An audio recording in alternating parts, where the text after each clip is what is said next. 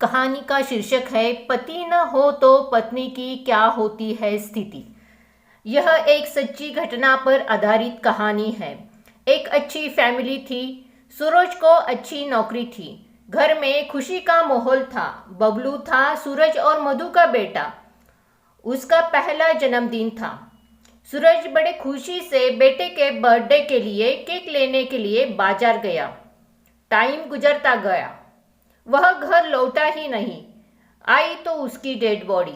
एक सेकंड में सब कुछ खत्म हुआ।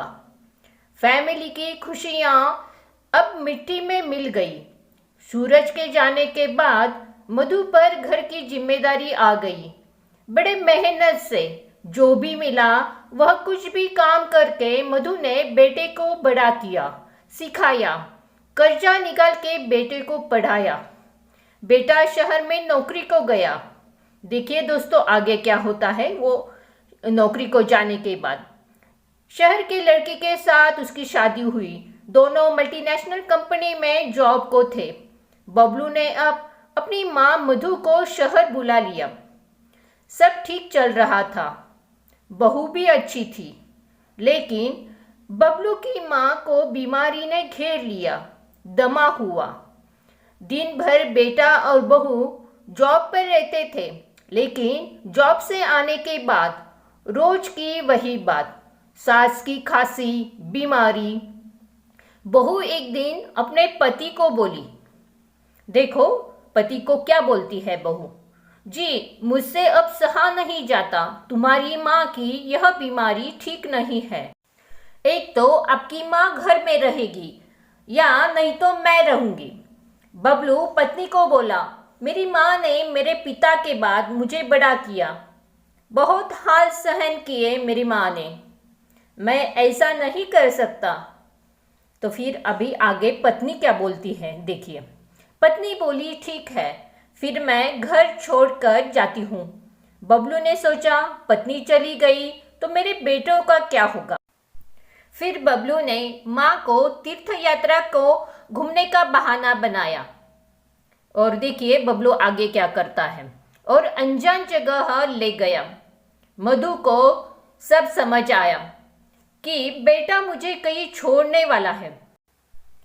तीर्थ यात्रा की राह जंगल जैसे जगह से गुजर रही थी। मधु चलते चलते पेड़ों की डालियां के आगे वाले छोटे छोटे डालियां तोड़ती थी।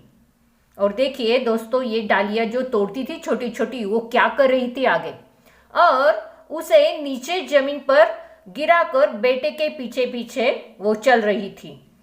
झाड़ियों में से बहुत अंतर जाने के बाद बबलू बोला, माँ तुम्हें पानी लाने जाता हूँ, तुम जरा रुक जाओ यहाँ। माँ बोली, बेटा मुझे पता है तू मुझे छोड़ने आया है यहाँ और फिर लौट के नहीं आएगा। माँ हूँ इसलिए तेरी मन की बात जान लेती हूँ मैं। बेटा बबलू, आते वक्त मैंने रास्ते में जो पेड़ों की डालियां तोड़कर जमीन पर गिराई है, बेटा उसे देखकर वापस जाना, क्योंकि वापस जाने का रास्ता तुझे भी मालूम नहीं है। अब देखिए ये मन में क्या सोच रही है। पति न हो तो पत्नी की कैसी होती है अवस्था, सब मधु मन ही मन फील कर रही थी और बेटे को आशीर्वाद भी दे रही थी। तो दोस्तों यह थी एक छोटी सी कहानी। ये कहानी आपको कैसी लगी ये आप हमें कमेंट करके बताइए और इसे लाइक कीजिए, अपने दोस्तों के साथ शेयर भी कीजिए। और इस चैनल पर अगर आप नए हो, पहले बार आए हो तो इसे सब्सक्राइब कर दीजिए ताकि आने वाली हर अच्छी कहानियाँ आपको मिल सके और आपका मनोरंजन हो सके और आपको सीख भी मिले। तो मिलते हैं अगले कहानी में, तब तक के लिए थैंक यू, बहुत बहुत शुक्रिया।